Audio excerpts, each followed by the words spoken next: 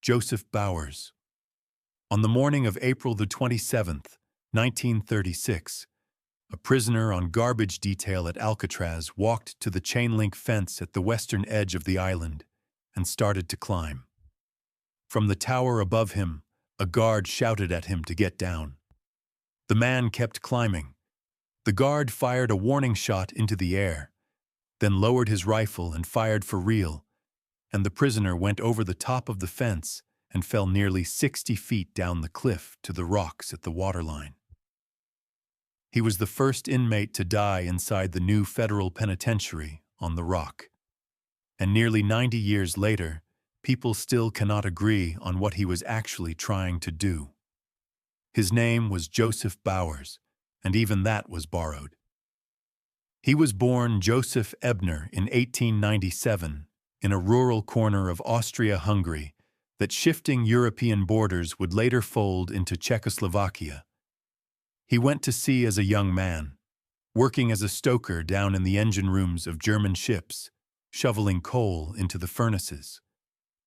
Somewhere in his 20s, he deserted his last ship in Spain and began drifting toward the United States under a string of false names. By the early 1930s, he had washed up in the American West, broke, rootless, and out of options. Then came the crime that decided the rest of his life. In 1932, Bowers held up a small post office in California. The entire take came to about $16. That's not a typo, by the way.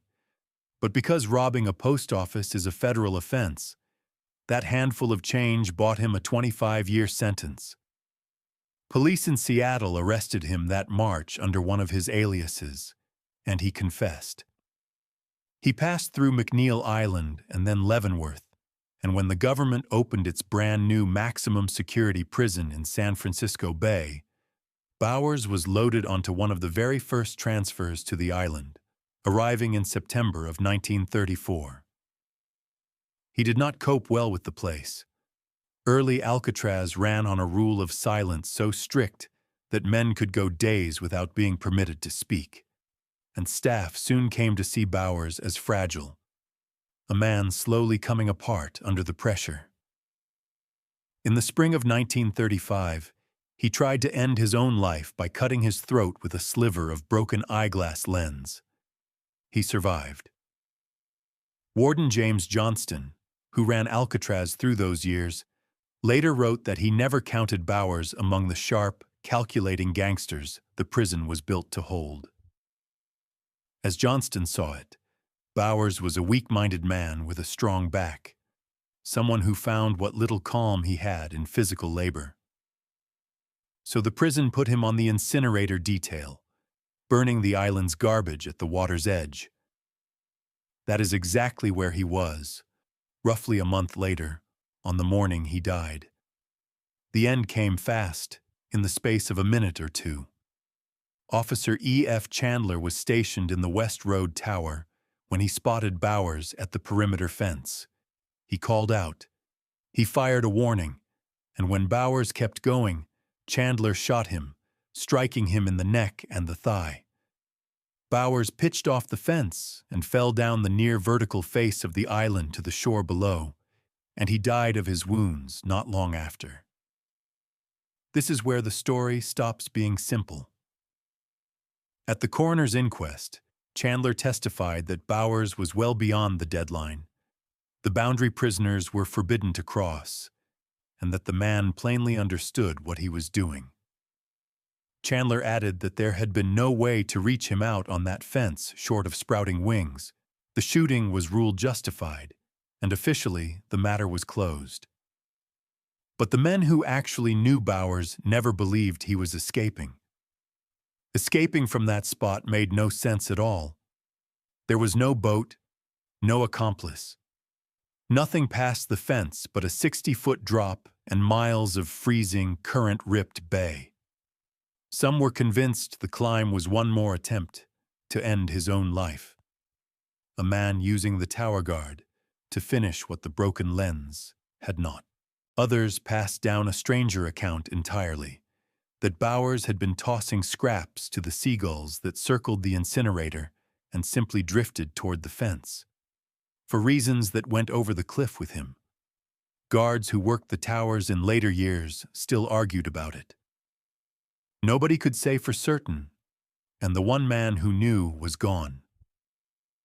It is worth understanding just how rare a death like this was, and how long a shadow it cast.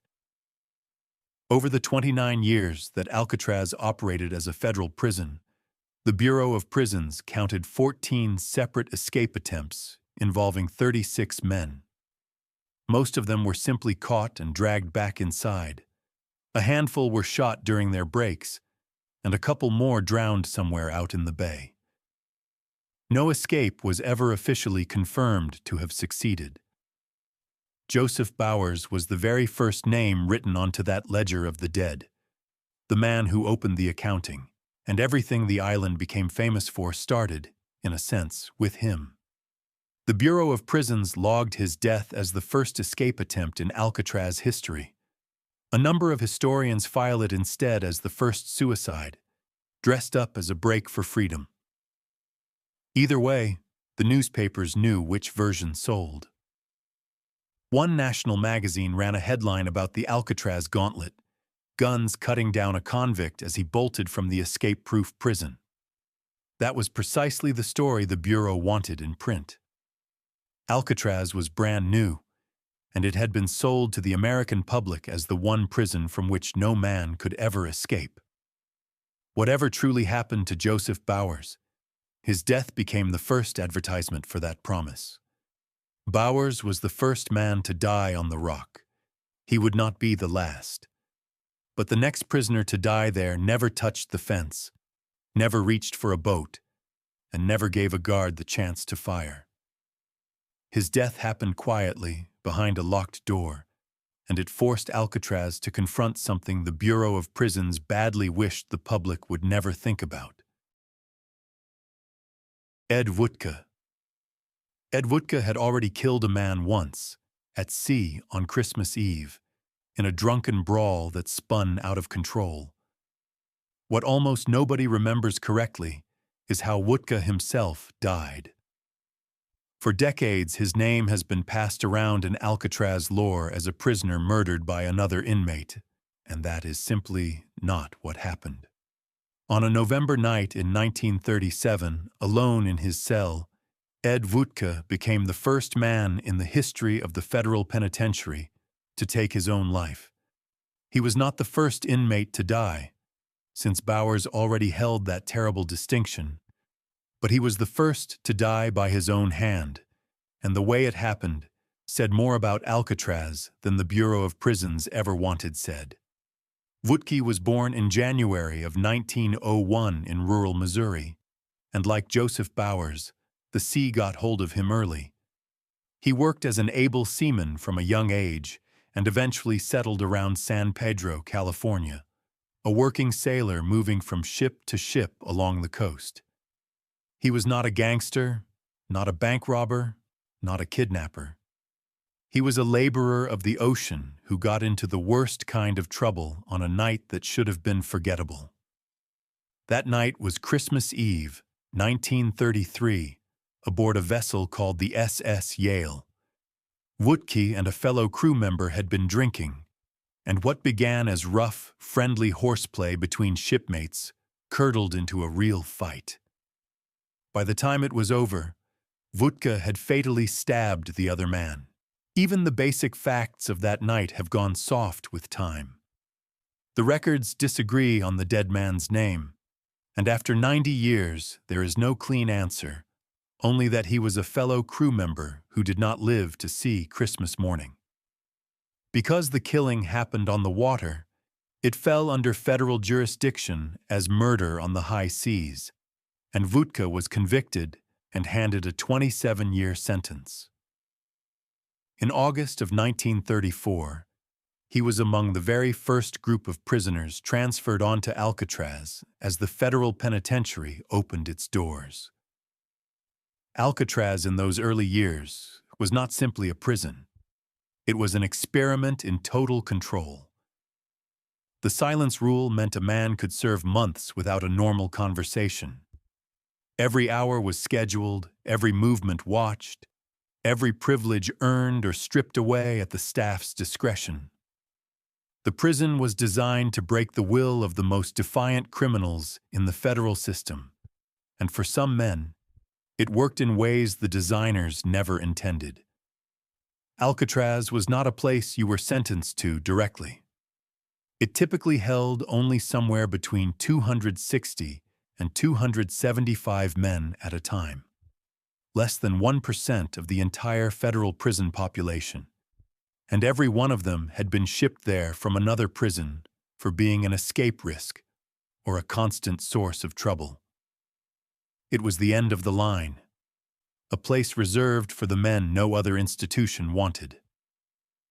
Wutke, a sailor used to open decks and open sky, was now locked in a concrete cell on a cold rock in the middle of a bay he could hear but never reach, surrounded by the most difficult prisoners in the country, and forbidden even the small comfort of ordinary conversation.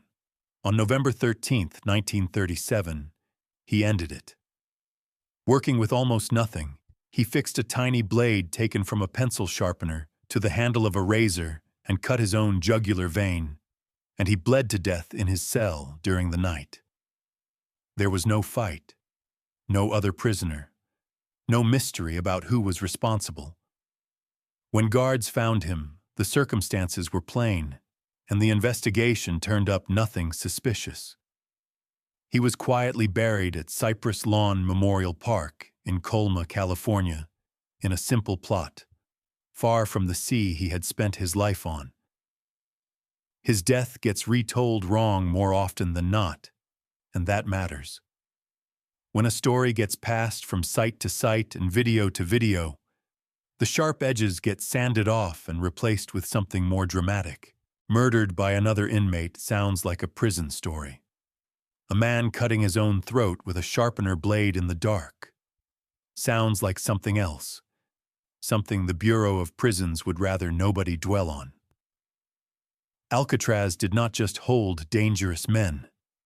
It ground some of them down until there was nothing left, and Ed Wutke was the first documented casualty of that pressure.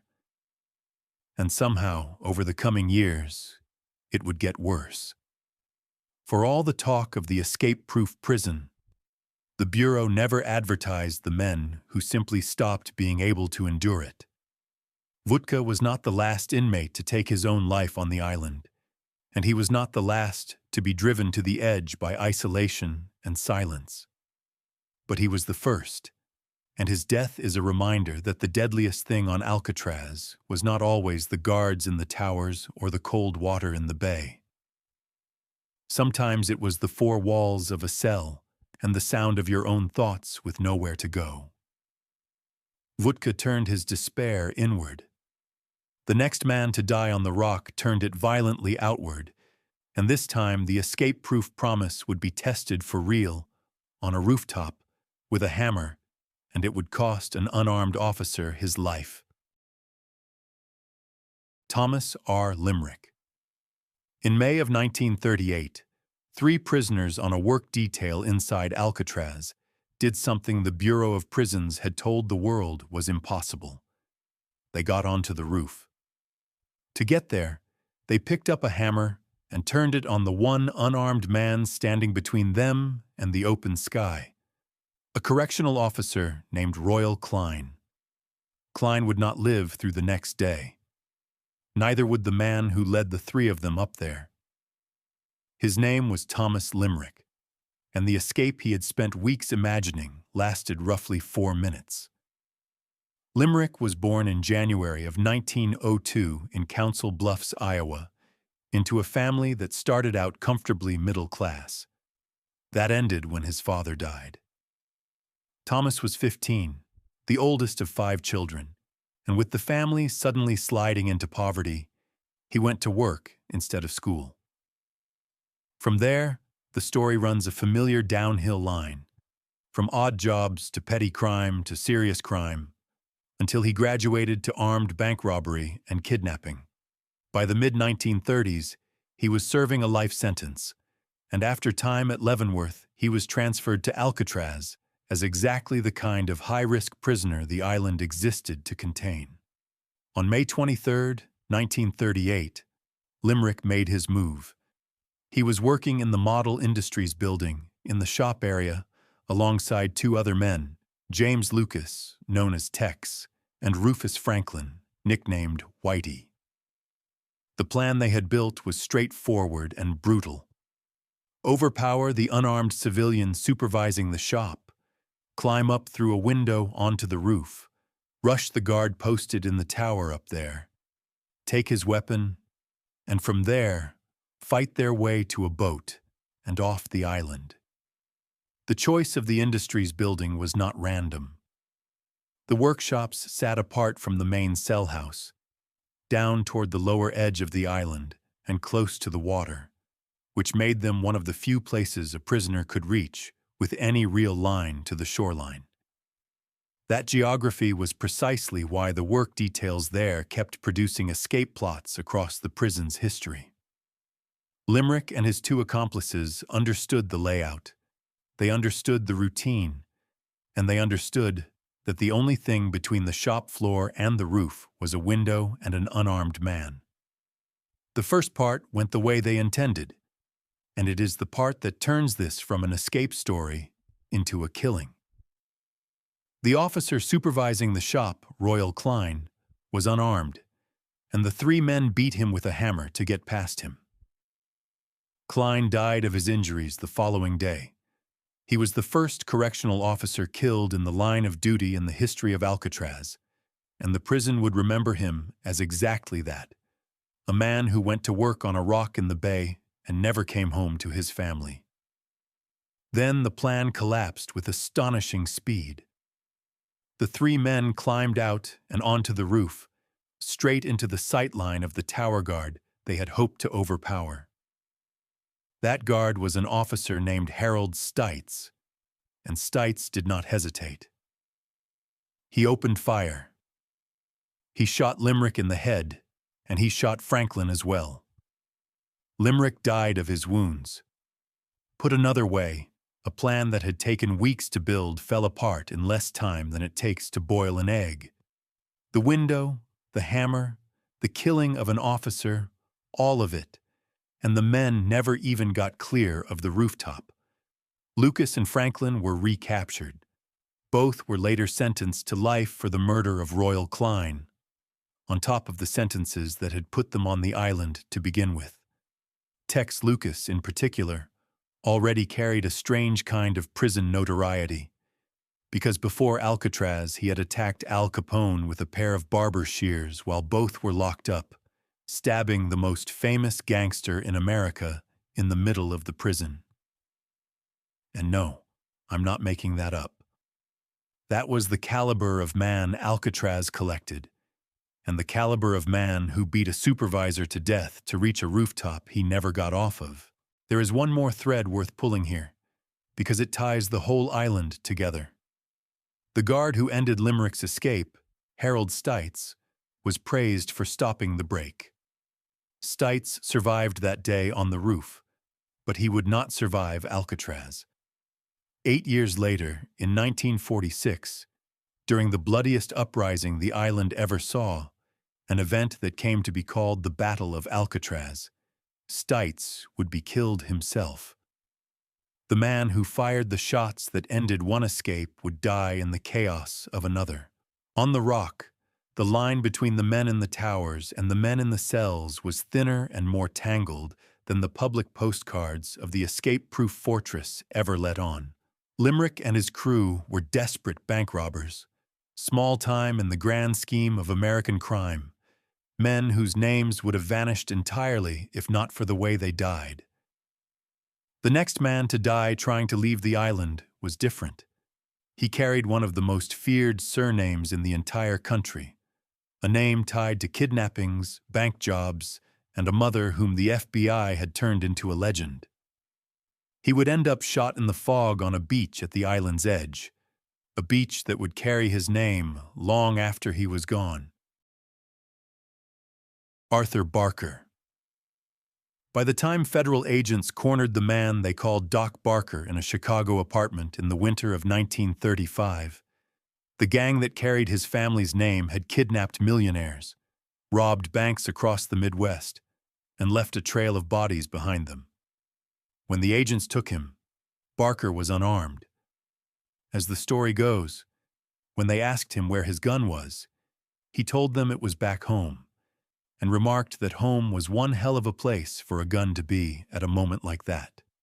He could afford to be glib. 4 years later, on a foggy beach on the edge of Alcatraz, Doc Barker would run all the way out of jokes.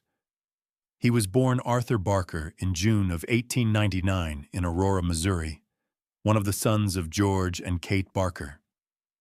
It was Kate, remembered by history and by the newspapers as Ma Barker, who would become the folklore figure. The supposed criminal mastermind mother pulling the strings behind her boys.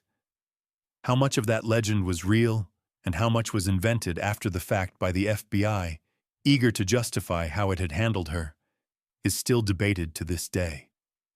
What is not debated is the violence her sons and their associates left in their wake. Within the family gang, built around Doc's brother Fred and the outlaw Alvin Karpis, Doc Barker was the muscle. His record ran the full catalog of serious crime, from theft and robbery to kidnapping and murder, including his suspected role in the killing of a night watchman and his involvement in two of the most notorious kidnappings of the era, the abductions of a pair of wealthy Midwestern businessmen for enormous ransoms. That Chicago arrest in January of 1935 was the beginning of the end for the whole gang. In Barker's apartment, agents found a map, and that map pointed them to a hideout in Florida. When they surrounded it days later, Ma Barker and Fred Barker were both killed in the shootout. Doc, already in custody, was convicted for his part in one of the kidnappings and handed a life sentence. In 1936, he arrived on Alcatraz, and for a man like Barker, a life sentence on the rock was not a stopping point. It was a problem to be solved. He solved it, at least on paper, on the night of January 13, 1939. Barker was part of a group of 5, alongside Dale Stamphill, William Martin, Rufus McCain, and Henry Young. Working inside the isolation unit, the harshest part of the prison, they managed to saw through the flat iron bars of their cells and then bend the supposedly tool-proof bars on a window, the kind of bars Alcatraz had promised no man could defeat. This was exactly the nightmare the Bureau of Prisons had spent years insisting could never happen. The whole marketing of Alcatraz rested on the idea that its steel could not be cut and its bars could not be bent, and here was a life-sentenced kidnapper doing both, with patience and improvised tools, from inside the most controlled unit in the building. They slipped out into the dark and the fog and made it all the way down to the western shoreline of the island, to a stretch of rocks that the National Park Service would later name Barker Beach, after the man who died there. Down at the water, they began piecing together a raft out of driftwood, and that is where it fell apart. Guards spotted them in the fog. When the order came to surrender, 3 of the men, Martin, Young, and McCain, gave themselves up. Barker and Stamphill did not. In the exchange that followed, both were shot. Barker was hit in the head, a bullet entering below his right ear, and his leg was broken as well. Remarkably, he did not die at once. He was carried back up to the prison hospital, still conscious, and he lingered for several hours before he died late that afternoon, at around 5:40 in the evening. For years, popular retellings put dramatic final words in Barker's mouth, lines about sending messages to the warden. The accounts from the men who were actually there are quieter and, honestly, sadder. An officer who heard him recalled Barker saying that he was shot to hell and murmuring that he had been a fool to even try it. No defiance, no speech for the history books, just a dying man's plain assessment of the last decision he ever made. That same escape carried a long tail. The three who surrendered on the beach went back inside, and two of them, Rufus McCain and Henry Young, would carry the fallout of that failed night with them into the cell blocks, where it would eventually turn deadly in a way no one saw coming. But that is a story for later. On the night of January 13th, 1939, one of the most feared names in American crime, the son of the woman the FBI had built into a legend, threw everything he had at the escape-proof prison. Alcatraz answered the way it always did. The beach still carries his name. Doc Barker is buried far from it, and the bars he sawed through were replaced with tool-proof steel the prison swore, once again, that no man could ever beat. If you're finding these cases interesting, take a second to subscribe before we go on. It genuinely helps the channel keep digging up stories like these. Rufus McCain. Two of the men who surrendered on that foggy beach in 1939 walked back into Alcatraz alive. One of them was Rufus McCain. Within 2 years, he would be dead, and it would not be a guard or the bay that killed him. It would be the man who had knelt beside him on those rocks and given himself up at the same moment. And when that man finally went on trial for it, his lawyers tried something almost nobody had ever attempted. They did not argue that he was innocent. They put Alcatraz itself on trial. Rufus McCain was born in Texas in 1903, the 8th of 10 children, and his mother died when he was 4.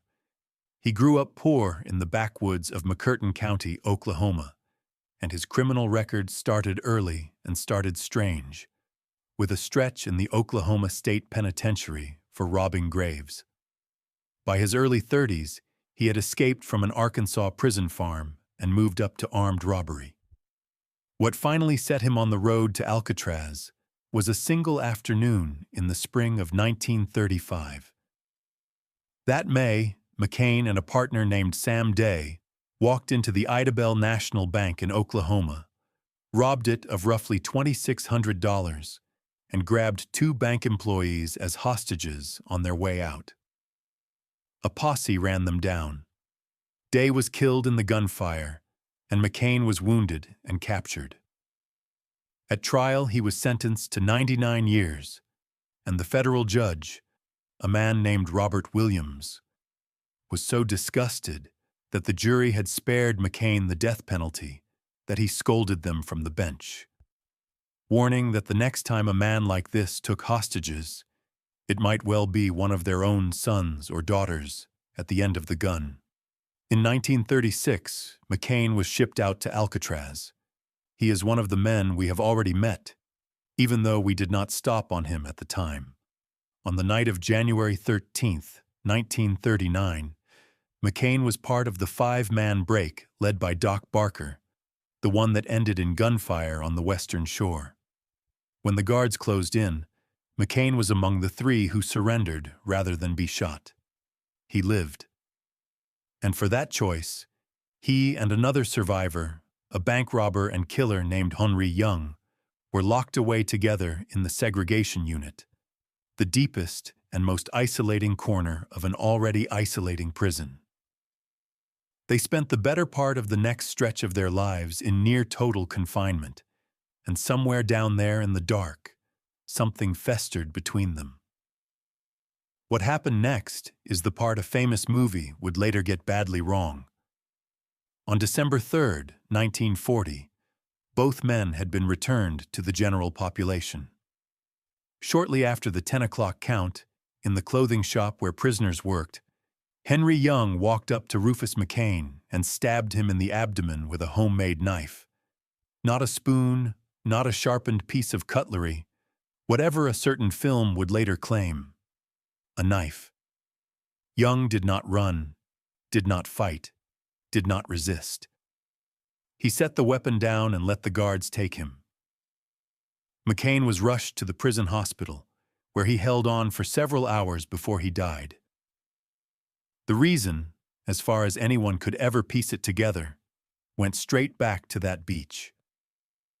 According to the gang leader Alvin Karpis, who was on the island at the time, Young blamed McCain for the collapse of the 1939 escape. McCain, the story went, could not swim, and that was what forced the group into the slow, doomed plan of building a raft. And it was the raft that got them spotted in the fog. Young went into segregation over that failure, and he came out of it carrying a grudge that all those months in the dark had done nothing but sharpen.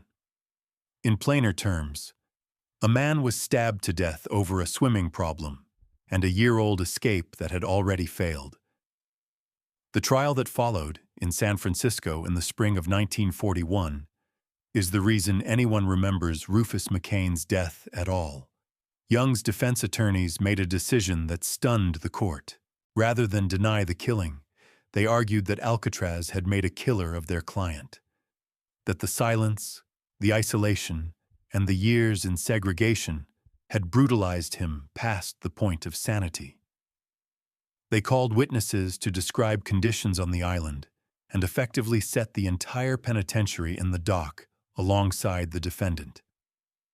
It worked, at least in part. The jury acquitted Young of first-degree murder and convicted him only of involuntary manslaughter, adding a mere 3 years to his sentence. And the jurors went out of their way to publicly condemn the way Alcatraz treated its prisoners. Decades later, a Hollywood film would turn Henry Young into a tragic innocent, a petty thief broken by a cruel system. The real Henry Young was nothing of the sort. He was a bank robber and a killer long before Alcatraz ever got hold of him, and he did not die on the island. He was eventually transferred off the rock, served more time elsewhere, and after being paroled around 1972, he simply disappeared from the record. Rufus McCain, meanwhile, remains exactly what he was on the day he died, a man who survived the guns on the beach, only to be killed by the one who had surrendered beside him.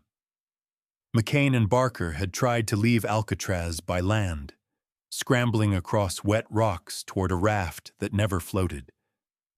The man who died next went straight for the open water, and he came far closer than either of them. He was also the youngest man ever to die trying. James A. Borman. When James Borman was 7 years old, the water took his father. The man was a carpenter, he drowned, and he left behind a wife and 8 children with almost nothing. 24 years later, in the freezing bay off Alcatraz, the water would take James the same way. The one difference was that James had a bullet in him by then, and a fellow escapee holding his head above the surface, right up until the moment he could not anymore. His body was never found. Borman was born in Kentucky in 1919, the 6th of those 8 children, and after his father drowned, the family moved to Indianapolis and sank into poverty. He left school at 14 to work as a gardener, and from there he drifted into stealing cars and robbing banks.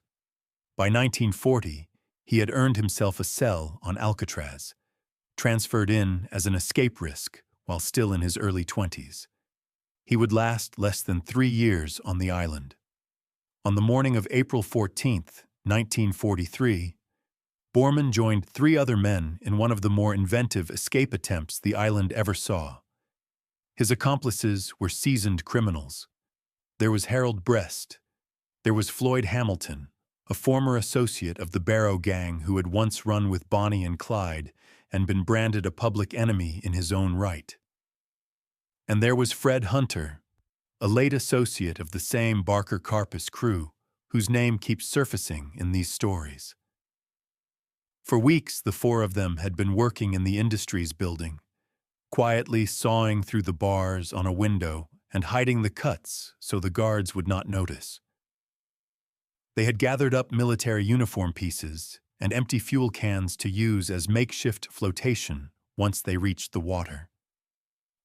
The morning they chose was thick with fog, the kind that rolls in off the Pacific and swallows the whole island.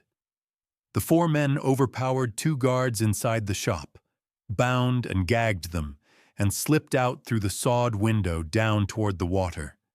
They might have gotten farther, except one of the bound guards worked his gag loose and managed to blow a whistle. The sound cut through the fog. Up in the towers, guards heard it, understood at once what it meant, and opened fire down at the figures in the water. Borman was shot in the head while he was still swimming. Harold Brest grabbed hold of him and tried to keep his head above the surface as a prison launch churned toward them through the fog. When the boat reached them and the crew hauled Brest up out of the water, he lost his grip, and James Borman slipped under and was gone. His body sank into the bay and was never recovered. In plain terms, the 24-year-old is still somewhere out there, one of the small handful of Alcatraz men who went into the water and never came back out in any form. The other three met stranger fates. Brest and Fred Hunter were pulled from the water and recaptured. Floyd Hamilton, the old Bonnie and Clyde man, disappeared so completely that the prison assumed he had drowned alongside Borman. He had not. Hamilton had found a shallow sea cave in the rocks at the island's edge and crawled inside it, and he stayed hidden there for roughly 2 days, soaked and freezing, listening to the search go on around him. When he finally gave up and crept back toward the Industries building, half dead, the guards who found him could hardly believe it. The prison had already written him off as a corpse in the bay, and he had walked back in on his own. What the four of them ran into that morning was the same thing every Alcatraz escape ran into eventually. The prison's true wall was never the bars or the towers. It was the water.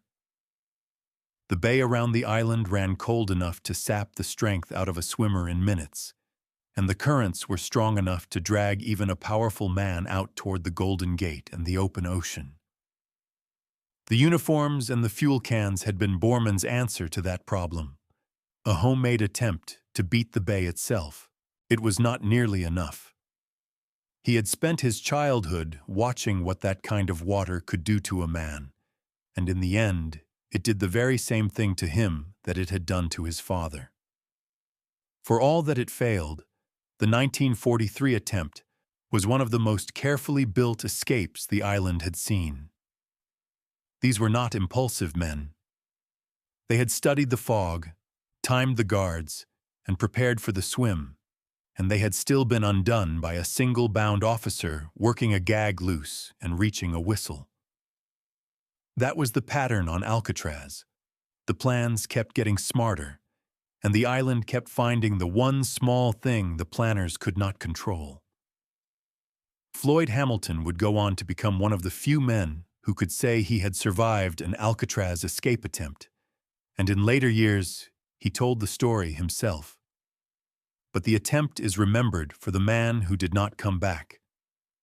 Borman was 24, the youngest of all the men who died trying to leave the island, and unlike almost every other name in this account, there was no body to bury and no grave to visit. The bay simply kept him. Borman's attempt was a quiet one, 4 men and a foggy window and a swim that 2 of them never finished. But 3 years later, a bank robber named Barney Coy decided that sneaking off the island was a fool's game. If Alcatraz could not be slipped out of by stealth, he would try to take it by force, and what followed was the closest thing to open warfare the prison ever saw. Bernard Coy. For weeks, Barney Coy quietly starved himself. He was a cell house orderly, a trusted job that let him move around the main block while other men stayed locked in their cells, and he had spent months using that freedom to watch the guards, memorize their routines, and study the one weak point almost everyone else had overlooked. The weight loss was deliberate. He was making himself thin enough that on the right morning, stripped down and greased from head to foot, he could force his body through a set of steel bars no one believed a grown man could pass. On May 2nd, 1946, it worked. And it began the bloodiest 3 days in the history of Alcatraz.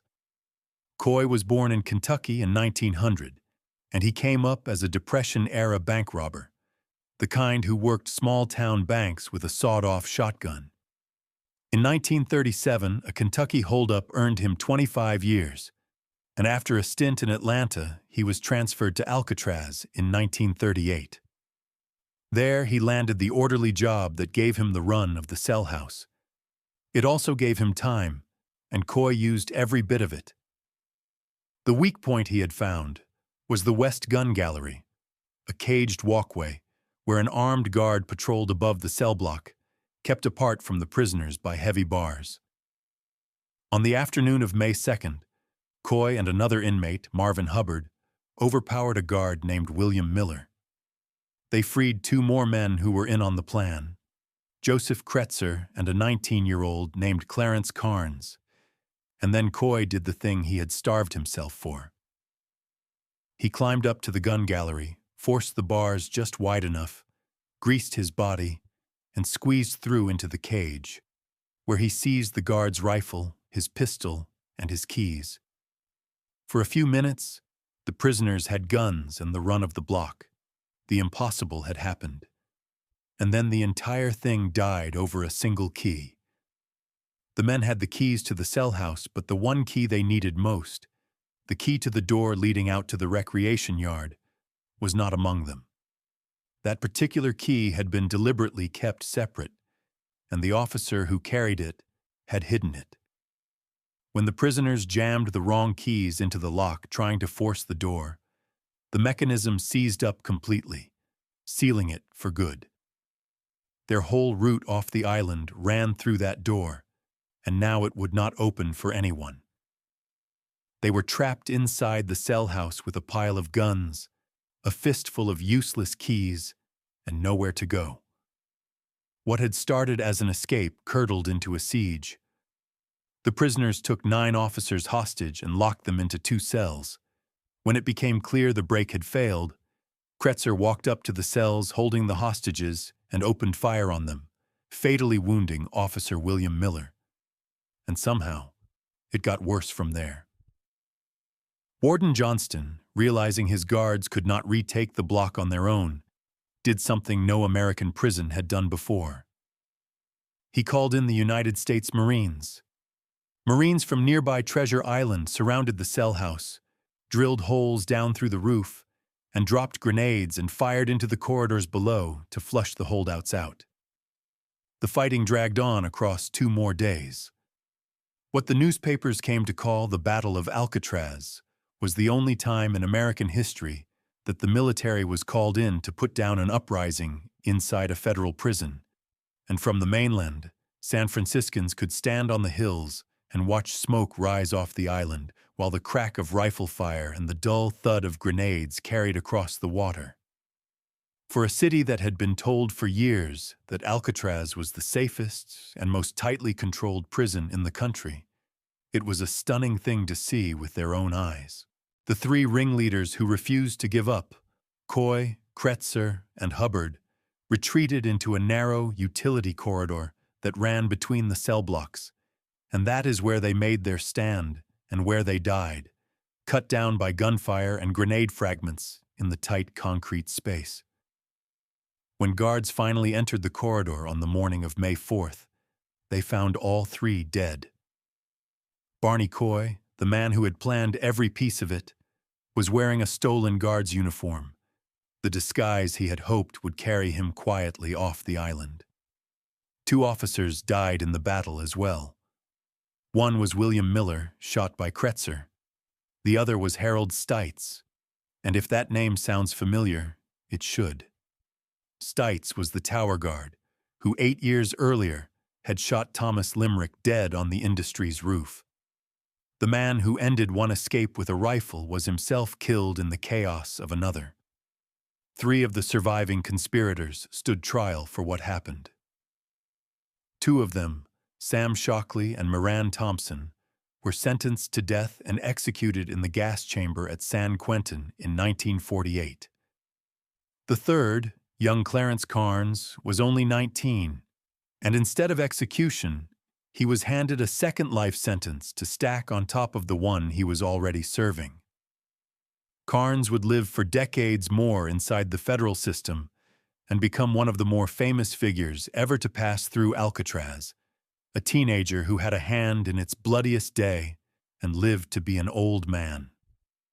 The battle itself was over, but it had rewritten what the public believed the island to be.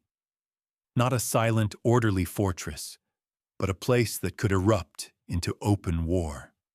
The battle was loud, a full-scale fight waged with rifles and grenades and Marines. The last man on this list died in almost the opposite way, in near silence, alone in the fog, with nothing in front of him but homemade gear and open water. Aaron Burgett.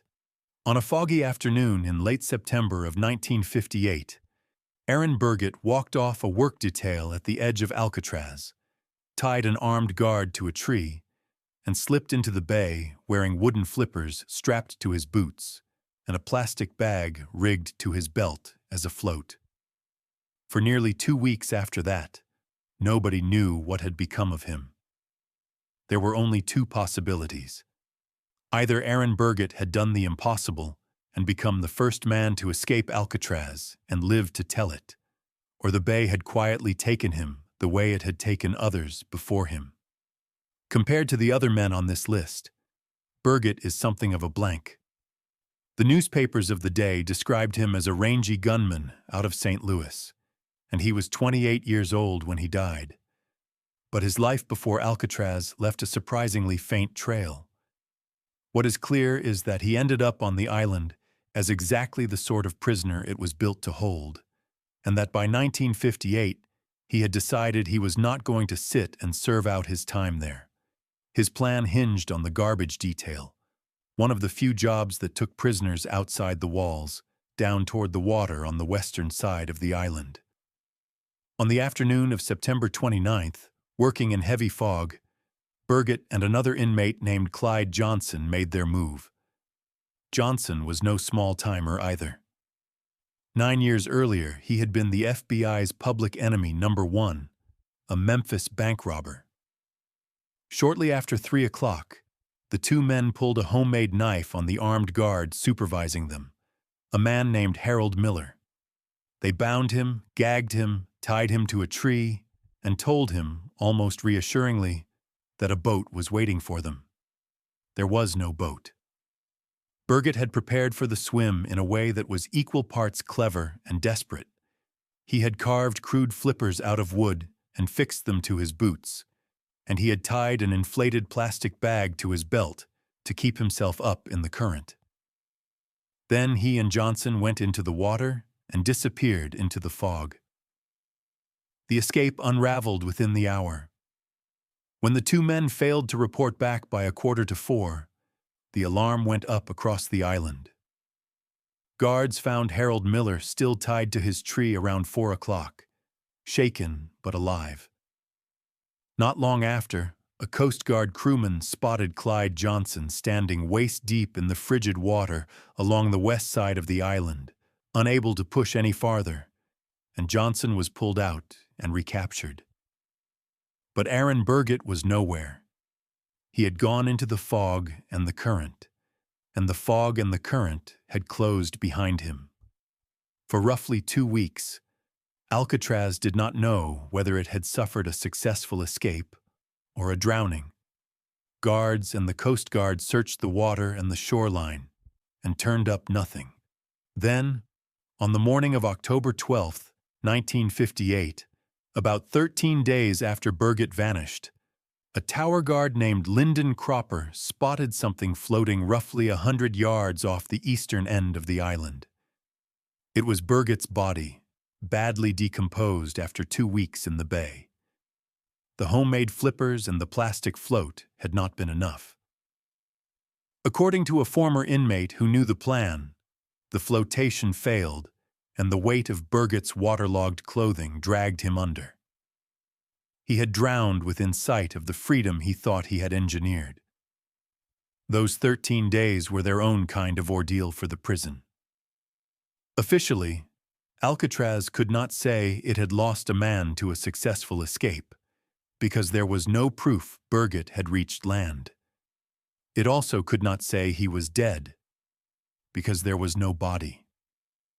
He was simply gone, and that not knowing was the exact possibility the Bureau of Prisons had spent a quarter of a century swearing could never happen.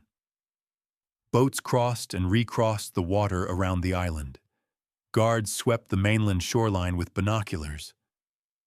For almost 2 weeks, the escape-proof prison had an open question floating somewhere out in its own bay.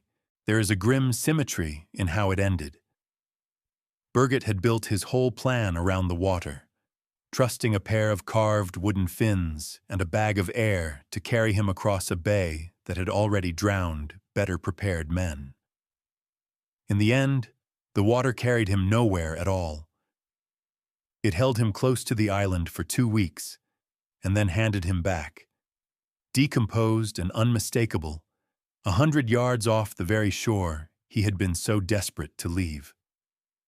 Clyde Johnson, the partner who had turned back in the shallows, was hauled into a cell to finish his sentence, his brief taste of open water behind him for good. And the escape landed in a strange, late chapter of the island's history. By 1958, Alcatraz was aging, ruinously expensive to run, and slowly rotting under the constant salt corrosion of the bay, with only a handful of years left before the government shut it down for good in 1963. Aaron Burgett's attempt was one of the last times a man would die reaching for the water around the rock. Warden Paul Madigan, who had the body brought ashore, kept coming back to one small mystery. The bay off Alcatraz ran with such fast, powerful tides that Burgett's body should by rights have been swept out toward the ocean and lost for good. And yet it had lingered near the island for nearly 2 weeks before it surfaced. The Bureau of Prisons counted the attempt, like all the others, as a failure. Across 29 years of operation, no escape from Alcatraz was ever officially confirmed to have succeeded. Every man who tried either came back in handcuffs or did not come back at all. Aaron Burgett was the second kind. 8 men, 8 ways to never leave the rock, and a prison that kept its promise every single time. Thanks for watching. Click here to see our next video.